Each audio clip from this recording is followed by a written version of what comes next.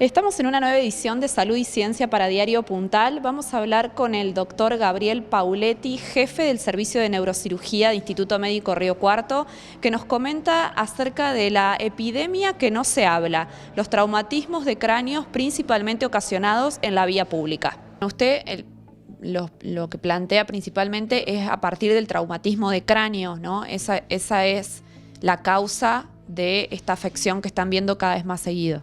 Efectivamente, estamos viendo lo que prácticamente es una epidemia, que se llama una epidemia silenciosa, por la cantidad de accidentados que se ven, especialmente los fines de semana.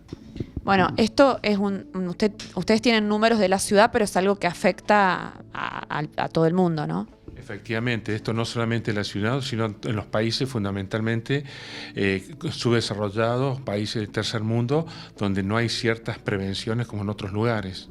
Bueno, y hay distintos tipos de traumatismos de cráneos, sin duda de acuerdo a la levedad, gravedad de cada caso, pero además también evolucionan de manera diferente.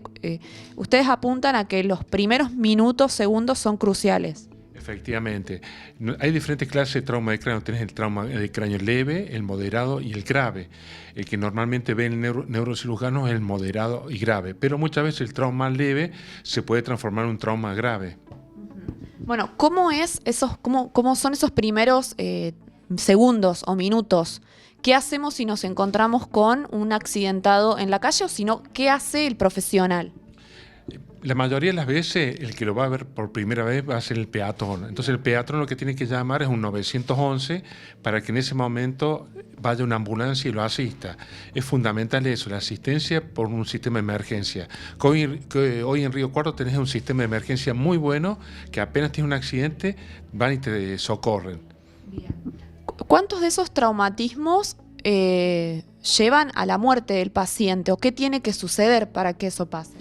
Efectivamente, cuando usted tiene, por ejemplo, un trauma grave, por ejemplo, un accidente moto contra auto, en donde la persona pierde el conocimiento y la moto normalmente va a gran velocidad. La mayoría de los traumas que nosotros vemos son accidentes de moto. Bien, bueno, ¿y cómo ha avanzado la tecnología en cuanto a cirugía? ¿Cómo es la cirugía? Lo que ha avanzado mucho, aparte del tratamiento quirúrgico, es el rescate del paciente.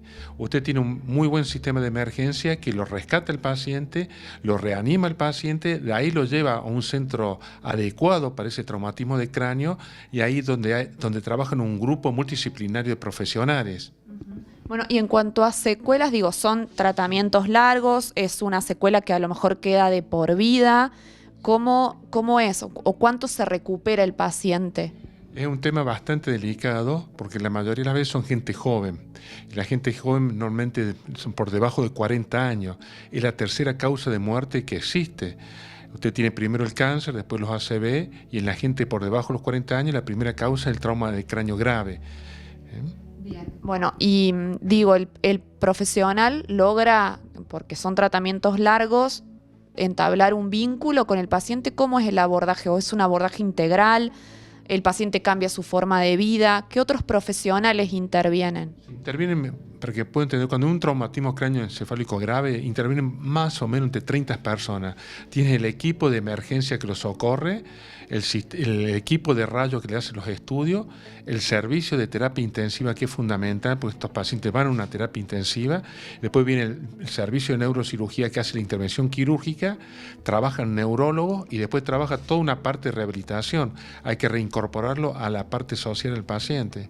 ¿Hay psicólogos, hay otros profesionales también que lo acompañan posterior, digamos, en su recuperación? Sí, efectivamente, hay tratamientos neuropsicológicos no solamente para el paciente, sino para los familiares, porque esto golpea mucho a la familia, porque estos pacientes, mayoría, llevan a tener una secuela, ya tanto desde el punto de vista motor o una secuela psicointelectual. Doctor, ¿y cómo es su capacitación como profesional? ¿Constantemente hay avances y tienen que estar al día con todos los nuevos procedimientos? Sí, es fundamental que todo médico que trabaja en una especialidad o un sistema de emergencia o con accidentes graves esté constantemente capacitado. Esa es la clave de la neurocirugía, también de todas las especialidades. Hay que estar capacitado.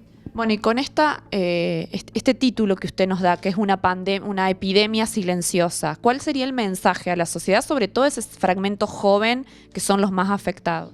El mensaje que le doy a la sociedad sería a dos grandes grupos, fundamentalmente los jóvenes que usen casco y que no tomen alcohol, fundamentalmente el fin de semana, y a los sistemas de prevención. El sistema de prevención correspondería a la policía, a la municipalidad, es fundamental en los fines de semana, porque donde más recibimos los traumas de cráneos graves o lesiones de columna son durante los fines de semana. Fíjese que yo creo que un trauma de cráneo, un accidente de trauma de cráneo puede costarle a la sociedad posiblemente 3 o 4 millones de pesos, internado en una terapia intensiva 30 o 40 días, más la rehabilitación, y lo que le sale eso a la sociedad después de rehabilitarse, ¿cuántas personas se podrían pagar por fin de semana para controlar que no pase esto? La última, las guardias que reciben a esas personas en un fin de semana, ¿cuán capacitadas están? Digamos, ¿cómo es el abordaje o por lo menos lo que usted sabe aquí en Instituto Médico? Sí, acá, por ejemplo, en el Instituto Médico están capacitados para recibir accidentología, están médicos de guardia, tenés neurólogo de guardia, neurocirujano, tenés un equipo multidisciplinario que está constantemente las 24 horas activo para recibir esta clase de pacientes.